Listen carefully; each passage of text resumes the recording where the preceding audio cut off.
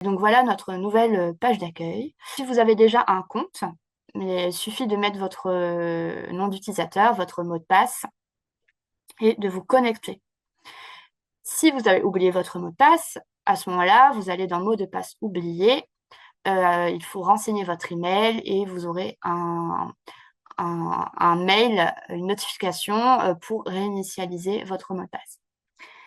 Si vous n'avez pas de compte, à ce moment-là, il faut donc candidater à une première subvention Flamme et vous allez atterrir sur une autre page où il faut donc créer son compte, tout simplement en remplissant les différents champs.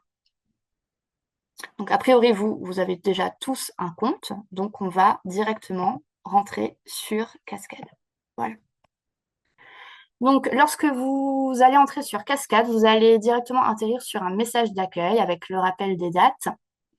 Donc, tout d'abord, la boîte à outils, les informations pratiques. Donc, on va aller voir ce qui s'y cache. Vous avez dans Autres documents, différents documents.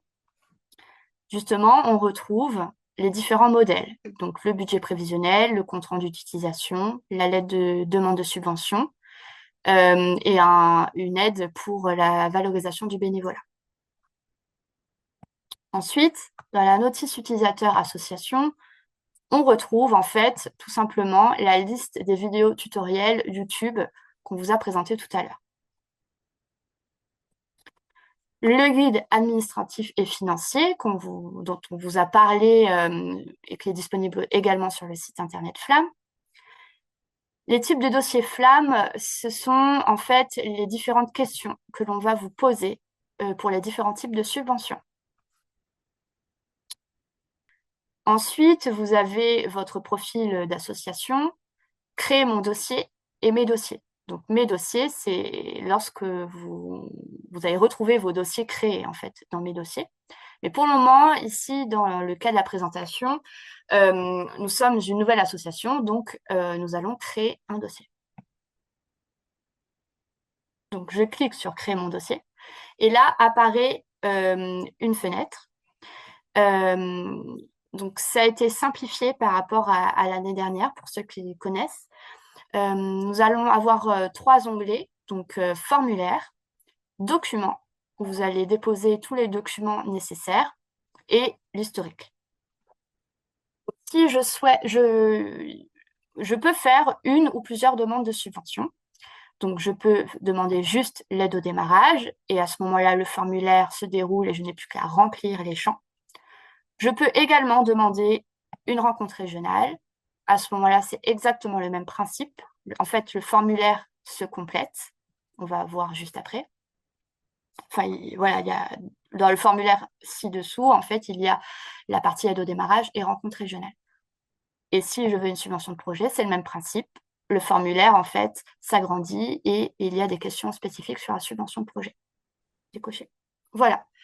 Donc, je vous montre globalement le formulaire. Donc, on a une partie publique de l'association, les moyens humains de l'association, le descriptif de votre association et le descriptif du projet pour lequel on demande une subvention. Donc, globalement, les mêmes questions que l'an passé, c'est juste que la visualisation est différente. Ensuite, nous avons la partie financement et des commentaires si vous en avez. Donc là, pour la présentation, eh bien, nous allons le remplir. Donc, on va mettre des chiffres tests, hein, donc il ne faut pas tenir trop rigueur de tout cela.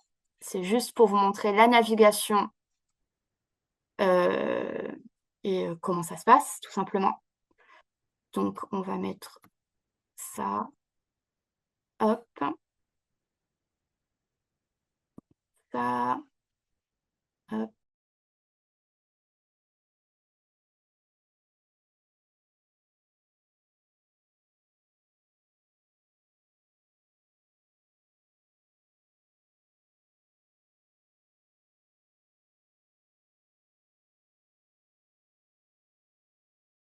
Arrive au terme du formulaire. Donc, dans la partie financement, donc ici, on est dans une subvention de projet. Donc, j'ai bien mis mes dépenses, j'ai bien mis mes recettes, donc à l'équilibre, et je demande ma subvention. Donc, là, c'est à hauteur de 50%. Donc, pour cet exemple-là, du coup, ça correspond donc à 500 euros. Je fais suivant, et normalement, tous les champs ont été remplis, sinon j'ai un petit rappel. Voilà. Donc maintenant, on atterrit sur la partie documents. Donc ici, il y a les différents modèles de fichiers dont on vous a déjà parlé, donc le budget prévisionnel. Donc vous pouvez cliquer et se télécharge. La lettre de demande de subvention et le volume d'heures d'activité de l'association. Donc vous téléchargez ces documents. Bien évidemment, il faut les remplir. Et ensuite, vous les déposez à nouveau ici. Donc, c'est parti. Je vais donc chercher mes documents. Donc là, on est sur le budget. Téléchargement. Là, je ne vois rien du tout. France Transfert.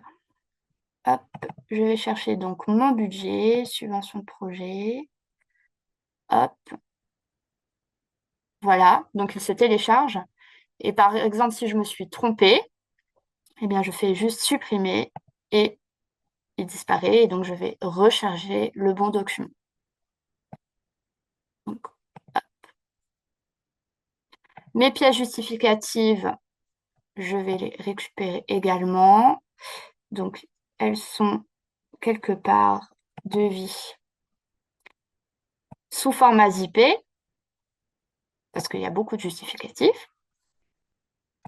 La lettre de soutien, je vais également la récupérer. Hop.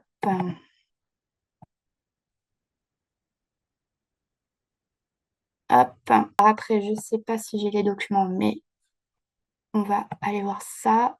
C'est le rapport d'activité. Je pense qu'on ne l'a pas. C'est pas grave, je vais mettre un document aléatoire pour ça, pour la présentation. Le programme prévisionnel. Hop. Et ensuite, c'est le volume d'heures. Et le volume d'heures. Celui-là, je l'ai.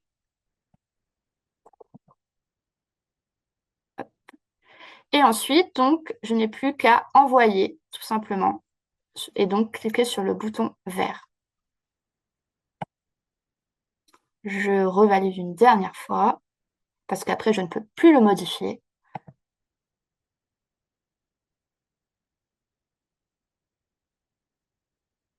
Et donc, on a une confirmation, comme quoi le dossier a bien été envoyé.